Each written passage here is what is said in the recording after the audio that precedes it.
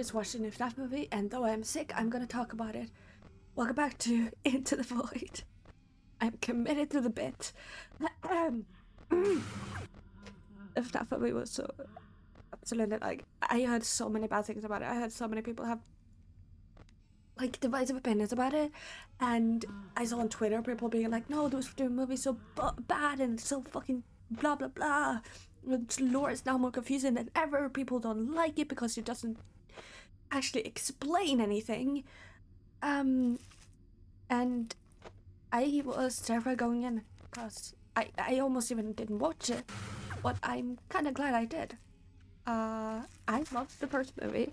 I watched it in theater with my brothers. I never uploaded a video, but I was going to upload a vlog of me watching it with my brothers, but I just never had anywhere to post it, so we're gonna be like, I don't even have the footage anymore, sadly enough. But I watched it on the night of the showing with a bunch of other people who were like dressing up and everything like that, and it was amazing. But regardless, you're not hearing about that. So the movie essentially introduces us to two new characters. Charlie, which is the beginning of like showing her trying to rescue another kid, which is just like, you know, rescue. She was always the one who tried to help others. And I find kind of intriguing that though she was still outcast in the movie, she did try and help another kid, though in the games it's implied that she died outside of Freddy's when she got like stuck outside or something. And the opening scene with Charlie being held by like the puppet kind of made me laugh, because I imagined William behind the scenes being like controlling the puppet to come up so that it looks just like a showcase, you know, it's showman. And I kind of laughed at that for a bit. But after that it was a bunch of references, like Save Them, through the Fast Talker, and Abby with the new animatronics, and I knew something was up with that fucker. If you guys know who I'm talking about, in the beginning section, when the ghost busters are filming in the location and they see the guy, at first I thought that guy was like Henry, the quote-unquote security guard Mike, because I thought they meant that would be Mike Schmidt and he was posing as a security guard because they have the same thing. But no, that's not him. And there were a bunch of other references to the game. I fucking loved at Charlie basically wire controls all of the other animatronics, so they're not a second. Like, one of the things that I saw a lot of people talk about when it came to the second FNAF game is there a second patch group, quote unquote, of missing kids? No, there's not. They're being controlled by Charlie, which was really cool, and I really liked that idea, because it's been such a debate in the community whether there is a second group of missing kids or not. And I feel like the movie kind of like made us assure us of that. That wasn't the thing, actually. After that, there were entire scenes that were taken directly from the game, because I saw a lot of people on Twitter discussing like, oh, it doesn't feel FNAF enough.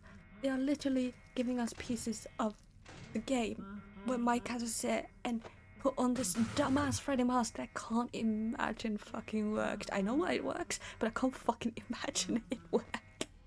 I can't believe it. But the reason it works is because William or Henry, I don't know who designed the animatronics, put a facial recognition system in the animatronics that searched for criminals. So they would try and search a face and they would see Freddy. So it was really funny. And I really like the nod to the gameplay. The nod to the games. And yeah, all of the animatronics going around made me so like, it was so funny, because it looked so hilarious, and I could imagine the actual kids if they could go around and try and kill people, which would be the most fucking hilarious thing ever. Because imagine there's a 911 call and it's like, hello, this is 911, what can I do for you? And they have to explain that there is a 2 feet tall fucking animatronic with a knife running at them. I don't know how the people didn't like die from shock or something. I don't know. But aside from that, I just really adored a lot. I don't think there was a moment where I didn't like the movie. It always had something. And though it was very Blumhouse made, which they have a trend of being very like tons of like silly jump scares and, you know, trying to make shit creepy. I did really enjoy it actually. I think I jumped like twice during the movie. But I wouldn't call it like a horror film. I'm not sure what I'd call it honestly. But Vanessa in this movie was amazing. Mike and Abby's relationship in this movie was exactly what I love about the relationship, being like they're silly and quirky with one another. They don't just like, they're not the perfect sibling couple because that's what a lot of siblings are. They're just like yappy and get upset with one another and make up and, you know, that sort of thing. And I really like how authentic their like siblingship felt. So I really liked it. I genuinely really liked that. As a fan of FNAF since FNAF 1, this is exactly what I wanted. I don't think there was much left that made me like, I don't know. But then we come to Elizabeth and it's so weird. The 2 different versions of her or whatever, and she can possess people, which is just like really weird because that just leaves a lot of questions. But then comes before the ending, I want to talk about Michael Afton. I am so fucking glad he's an antagonist. I am so fucking glad he's an antagonist. Not only because I was one of the people who really wanted Mike to follow his father's footsteps, because that's just fucking sick and I love it. It's the same thing as with Elizabeth in the books, where she follows William's footsteps and kind of like learns tech and stuff like that to try and like help him achieve his goal and achieve what he wants to achieve. I love that in the movie Michael is the one to do that, and he even wants Vanessa to join him and feel like they have the purpose of fulfilling their father's legacy, which is just like dope as fuck. I love it. I'm so here for Michael being an antagonist. I'm so here. I feel like he kind of used Elizabeth to get his own goals. And I don't really understand what Michael's goal is really, but we'll probably figure that out. Love the ending. I'm glad Vanessa's issues came between him and her and Mike, because they felt so smooth sailing so far. They need to have issues to work through for growth, especially with how Mike is and how he has to deal with all of this because of Vanessa.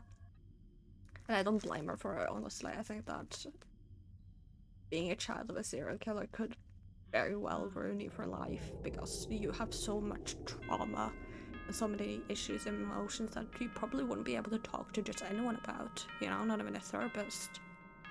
It would be really difficult, and I really like that she's shown to be torn between the two, being confused, not sure, feeling like she has to live up to what her dad wanted of her, but also not wanting to hurt anyone, and it's just amazing. I love it so much, and I think the new movie is better than the first one, and I really fucking love. I'm just gonna say, the moment Mangle came on screen, I was fucking absolutely thrilled. I love Mangle. They're one of my favorite animatronics, Mangle and Lefty, and if we see Lefty, my life is fucking done. I am complete bliss. But yeah, let me know what you thought that in the comments, and yeah, have a good day.